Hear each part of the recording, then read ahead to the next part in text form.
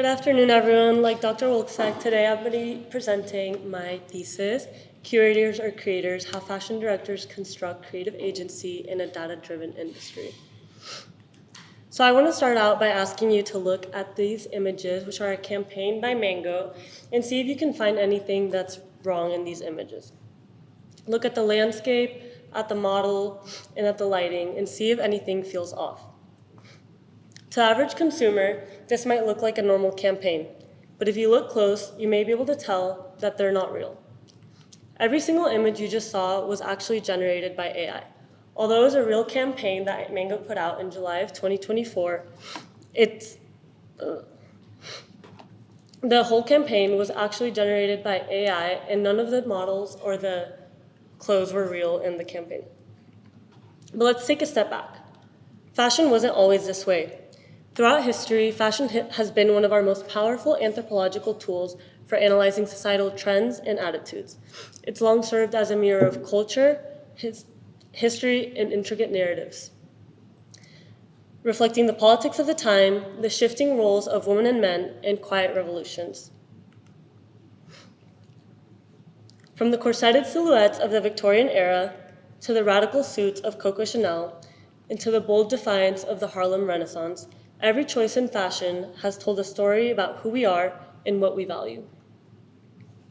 More than that, fashion is a discipline rooted in something deeply human: intuition, creativity, innovation, and craft. It's one of the few industries that lies at the intersection of art and function, and it's one of the most enduring forms of human expression we have. And it's precisely because fashion carries this weight, this history, and humanity, that the role of the creative director has always been so sacred. Luxury fashion houses have traditionally been built on creative direction: a vision, a tone, and an identity for the brand. The authority of the creative director is not just a name or a job title, but it's the responsibility to carry forward not just a brand, but a legacy. The creative director must know the brand well enough and the history well enough to honor the history, but to create new ways to push the brand forward. They're in many ways the soul of a house. Take Chanel and how the house's vision has evolved through its change of creative direction. From Coco herself, who gave women a new kind of freedom through clothing, to Karl Lagerfeld, who held the house for over 3 decades, to Matthew Blasi, who has reinterpreted what the brand means, each creative director has had a different take, a different era, and a different narrative, yet unmistakably always Chanel. The continuous identity across generations of human creative leadership is one of fashion's most remarkable achievements. However, something has begun to shift in the industry of fashion. As manufacturing processes have evolved and become more efficient, the industry has shifted from endurance to rapid trend cycles, creating what we now know as fast fashion. This opened the door to something larger, an industry push for efficiency through technology. Predictive algorithms now analyze hundreds of millions of data points, from social media behavior, search trends, to real-time consumer buying patterns, as a way to tell corporations what will be trending and what consumers want before they even know it themselves. Computer vision, machine learning, and of course, artificial intelligence have now infiltrated almost every corner of the industry, from garment design to marketing campaigns to model casting and beyond. What was once a discipline always rooted in human intuition is in many corners being reconstructed and reoriented around prediction, automation, and scale. So what does this mean for creative directors? When I first started exploring this, I thought it meant that their roles would be replaced, or that their authority would be passed over to data science teams. But as I kept looking into it, I realized that,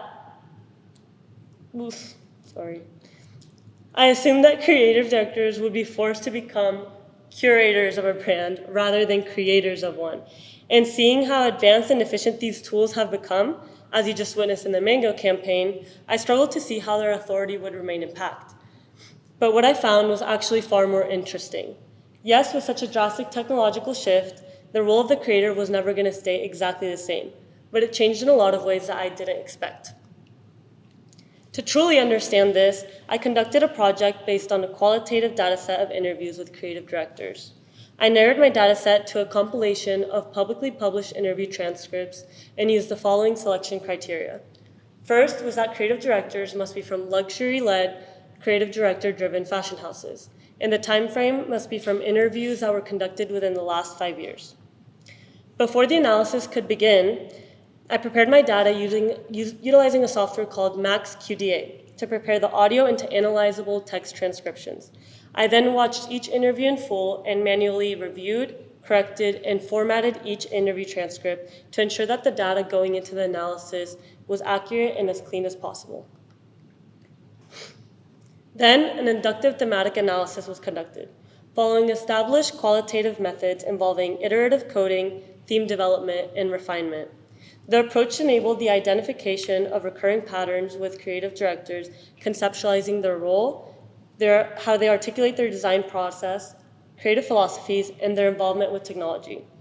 So with that as context, how the dataset was constructed, and how the analysis was done, I'll move into some of my key findings.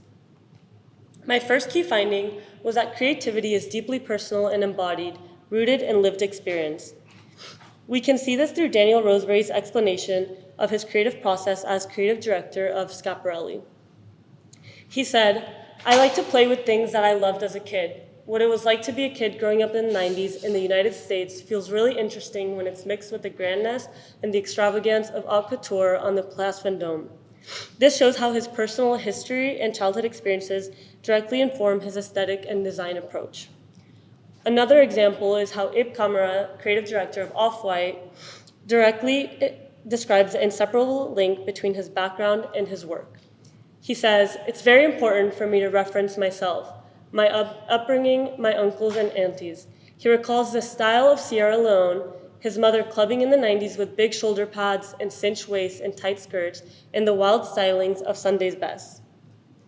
The direct incorporation of his cultural and familial history into his aesthetic is a prime example of embodied creativity. My next key finding was that creative directors are cultural interpreters and guardians of a brand soul. We can see this with Kim Jones, who's creative director at Dior. He mentions that his early work at Dior, though he doesn't consciously think about it, is seen as others as having a personal element to it. However, he actually views himself as an interpreter of the house, but acknowledges that his personal process and evolution as a designer mean his work at Dior is distinct from his previous roles. This means that although each creative director brings their own perspective, background, and interpretation to a brand, there's a deep focus on preserving a house's identity and soul. Next, I found that constraint and restriction are creative drivers. Glenn Martins directly states, "I really believe that restriction pushes forward creativity because you have to find an answer," which is a really useful counterpoint to the question of AI's introduction to the industry. AI can generate infinite options, but it cannot be constrained in the way that a human is and turn that constraint into a founding value. And this is where Jonathan Anderson's thinking becomes really relevant. He says, "I ask myself where the gap is in the whole thing. For me, fashion can only be new by finding the gaps and by finding what people are not focusing on." He frames creativity not just as responding to restriction, but by actively seeking it. What he's describing is a deliberate hunt for absence, for what isn't being done. Next, I found that the role has expanded far beyond just design.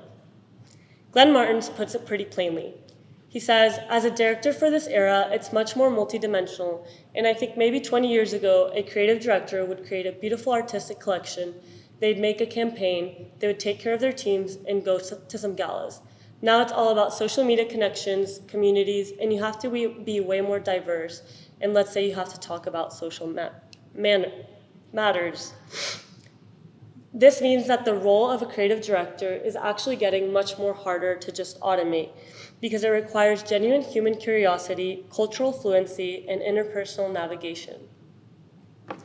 Perhaps my most interesting striking finding was that across all of these interviews, technology was never mentioned. Not AI, not algorithms, not digital tools. And rather than reading that as an oversight, I want to argue it reveals something fundamental about where creative authority actually lies. When these people describe how they work, how they think, and where they draw their inspiration from, technology is absent from that story, which suggests that however much AI reshapes the industry around them, it does not touch the part of their job that makes them irreplaceable. This brings me to my point and claim that technology is not taking the place of a creative director. And interestingly enough, this isn't the first time we've seen something like this. In a recent TED Talk, tech professional Beena Mantha points to a pattern that we've seen play out before. Let's think back to 1997 when a computer defeated Garry Kasparov, the world chess champion. At the time, many people assumed that this was the beginning of the end for chess, that the machine had won and that human competition would become irrelevant. However, that's actually not at all what happened. Players actually began using AI as a training tool. They used it to practice and elevate their game, and ultimately return to the board a better and more competitive game than ever before. The technology didn't replace the player, but rather it raised the bar for what they could become and pushed their limits. Perhaps the same is true in fashion. Rather than replacing the role of a creative director, AI may simply be raising the bar and pushing them to go deeper into creating ways that are more distinctly and authentically human. So, what is it that we have that AI cannot fundamentally replicate? At the end of the day, it's emotion, a point of view, and in the words of Galliano, a soul. Think about it this way. You have the entire collection of any museum and of the Louvre available on your phone right now. Every sculpture, every painting, every room, and yet people still line up for hours just to stand in front of the Mona Lisa. Not because the image is better in person, it's actually quite small, but because being in the presence of something made by humans and driven by human feeling that holds so much history carries a certain weight to it. The same will be true of fashion. The craft, the true human perspective, and the real narratives behind great direction is not something that a model trained on data points can manufacture. And if anything, in a world increasingly saturated with AI, it is gaining more and more value quickly. Take Porsche's recent hand-drawn advertisement. A deliberate, labor-intensive choice. So I'll just describe what the video was. It was basically an advertising that Porsche did, and it's all animated and drawn by hand. And this is a deliberate and labor-intensive choice in a world where an advertisement like this could be generated in just seconds. It's proof that human-made and human-produced content is now being perceived as a luxury. Things that take time, skill, and labor are now more expensive and more valuable than ever before. While fast fashion houses chase speed and trend cycles, creative director-driven luxury houses are doing something different. They're creating stories and meaning. The gap between the two has never been wider. And in that gap, creativity has become a new kind of social currency, which leads me to my final point. Creative directors will remain creators. Thank you.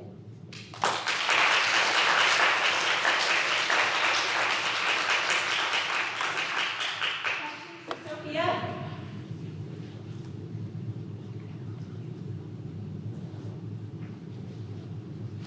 I have a question. I think it's so interesting that you chose to do this with interviews from the directors themselves, because not everything you have is self-reported. I'm so curious if you have a hypothesis of what this would look like if, if the data came from a different source, like if you had asked the people around them to describe, what is your boss? Especially thinking about the fact that they didn't mention technology. I know you can't know this, but I'm so curious of sort of the idea of both this captures what their job is, but it also captures how they want to present it in this time period. I'm just wondering how you thought about the fact that it was self-reported, I guess. Well, at first, whenever I did my literature review, my initial thought was that their role was very technology-based nowadays, and that's why I pursued this topic. But I think the more and more I watched interviews and read about it, I realized that there's a big distinction between a creative director creating an haute couture line versus an overall more like ready-to-wear brand. So in these like studios and stuff, I've watched like the day of their lives and everything. They like hand draw everything, and they work with ateliers and like and people who like hand sew. Not even sewing machines are used, and so everything is created super meticulously, and like all the details are done in the moment, and it's not like a pattern that's designed beforehand and then done after. There's not even. It's all sewn by hand and all drawn by hand. Oh, good. Like so it's really that vision of like that's what luxury is, sort of through all different exactly layers of production. Exactly. Yes. Did you find more brands like Michael that they're using AI? Yes, actually, Guess did a campaign. Is it different between like macro and Mhm. some of these houses? Well, some of the other interviews actually they talk about some of the campaigns that they do, and in many of these campaigns, they actually will travel. They work with like a specific photographer a lot of times that they know their work and they like their work, and they'll travel to different countries and sometimes even go to Africa and then to Europe and to different continents just to create one campaign for a luxury shoot, and then. Mango and then some other brands that have done it are like Guess, and some others are starting to experiment. I think Zara is starting to experiment with it as well. They kind of like generate this, and of course like it's prompts that are written by human and worked on by humans, but essentially even the model is generated by a language model, and so it's really interesting how there's like such a big difference in between both of them. Do their campaign have impact, like for example, like the people that follow Mango? Mm-hmm. So will they still buy that? Well, like, a lot of the articles that I saw they're very much against the AI produced campaigns, and even if you look up the campaign online, almost all the pictures that show up, they have like big watermarks on it that say AI generated, so people won't confuse it. So it's really interesting how other articles are talking about it as well. I had a question. Yes? You kind of already answered it actually, to your question. My question was, obviously you're talking specifically about luxury fashion brands and like these big fashion houses. And I was curious because ready-to-wear brands typically like watch these runways, right? Like 2025, like PacSun like saw the runway of whoever, and then like 2 years time we'll see the like remnants of that fashion. And that's just how it's always been, that trickle down with like, what was hot this year is going to be old news for the luxury brand wearers, but it's going to be the trend for like, the Gen Z teenagers. How do you foresee the technology impacting that kind of trickle down effect? For example, if a luxury brand does not use AI to create their line, but a ready-to-wear brand does use it to kind of create and advertise their line, like how do you see the discrepancy in creativity affecting that effect, if that makes sense? Yeah, I think honestly it'll make things a lot easier to replicate, because like you said, it used to take like a couple seasons for the dupes to come in or things like that, but now companies are able to take a runway, like you said, and they use these systems that even create the patterns for them, so they can see how they want the garment to actually come out, and there's these softwares that use AI to make a pattern, and it shows you even what it's going to look like after you sew it and put it all together. And so I think it'll be a lot faster, and I think we're already kind of seeing that in stores even. Whenever something starts trending, let's say like at Miu Miu, you see it in like almost a couple weeks, you see it in Zara already. And so I think it's just speeding up that process and making trend cycles even faster. And I think it might affect luxury houses, because if they are putting out collections and they're already being duped, it might be kind of like a struggle there. But I think that their craft will still be really valued in itself. Yes? Yeah, I'm sure a lot of us in this room appreciate given the art. I was wondering what could we look up to find BBU that you couldn't It's called, I think if you just look up the Porsche, I think I just looked up like a Porsche advertisement and then put like handmade I can't remember exactly what I looked up, but there's a lot of articles written about it, because it was because I don't know if anyone saw that Coca-Cola ad that was made by AI. So this one came out, I think, shortly after, and so it caused a lot of traction because people were like, this is so much better, like this is what luxury is, and it was kind of like a stark difference in production. Thank you. Mm-hmm. We have time for one more question, and then I'm going to invite up Dr. Malcolm. I think Ali, you have the last question.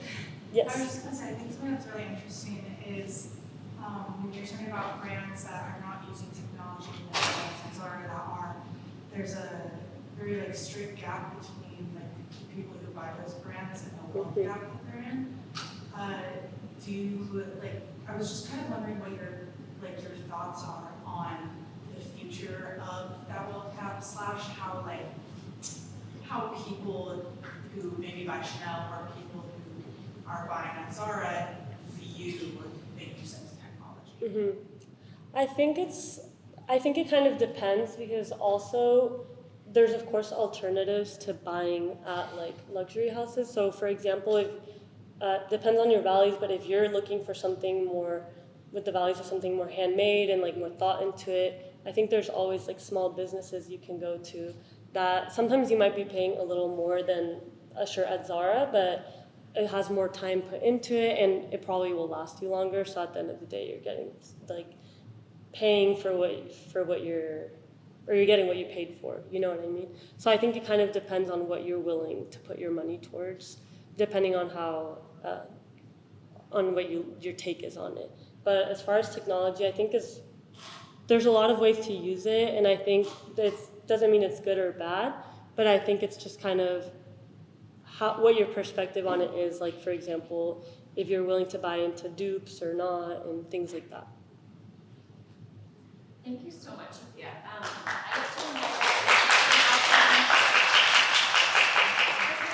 I will work with Sofia on this project, and it's my pleasure to allow her to say a few things about working with Sofia and also to present Sofia's Hoard and Stole, which she'll wear in a few weeks. I can't believe it, at graduation, to represent a great career at St. Ed's and abroad, and in everything you've accomplished in the honors program, including this wonderful thesis. So congratulations and thank you, Dr. Malcolm. Thank you. Yeah, I'm super excited. I will brag on Sofia a little bit because she's very humble and made this seem like it was super easy. But this, I've only been at St. Edward's for a year, so we've been working together for this academic year. And this has been a journey even since I got involved with really you wanting to understand something about the fashion industry and what creativity means, but trying to explore something as changing every day as AI is really bold when you're trying to do a thesis, finish a thesis on a timeline and do academic research on something that changes every single day. And so I've been very impressed with your adaptability and your rigor and your drive to really continue trying to understand. We went going to the library together so that we could learn from the researchers at the library together on how to put your data set together and everything. So really, I just want to take a moment to brag on her because she made it seem like she just kind of thought of these things and it was all really well put together, but she has spent a lot of time and dedication on this project, and I'm really, really proud of all of the work that you've done. Thank you.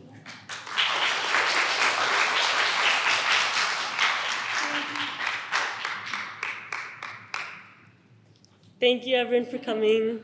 Can I get a picture?